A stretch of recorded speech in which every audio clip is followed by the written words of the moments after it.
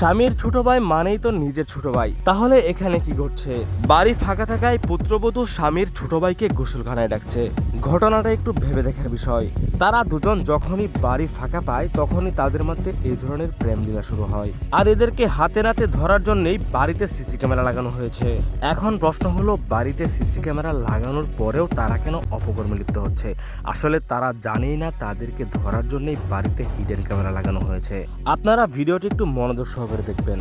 ভিডিওর এই পর্যায়ে এমন একটা ঘটনা ঘটে যায় যেখানে দেখা যাচ্ছে মেয়েটির স্বামী চলে এসেছে। এটা দেখার পর তারা তো পুরোপুরি অবাক হয়ে যায় এবং হাতে নাতে ধরা পড়ে যায়।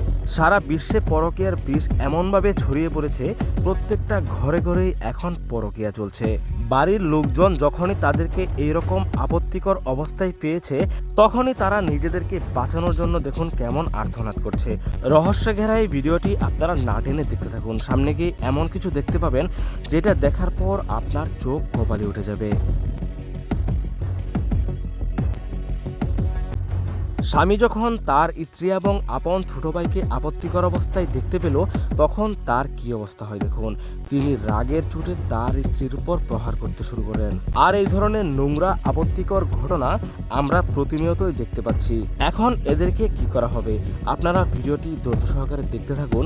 ভিডিওর শেষে এমন একটা টুইস্ট রয়েছে যেটা দেখার পর আপনি অবাক হতে বাধ্য হবেন। এদেরকে এমন আপত্তিকর অবস্থায় ধরার পর একের পর এক গ্রামবাসীরা এদিকেই ছুটে আসছে এবং তাদেরকে জিজ্ঞাসাবাদ করা হচ্ছে তোরা এই অপকর্মে কতদিন যাবৎ লিপ্ত।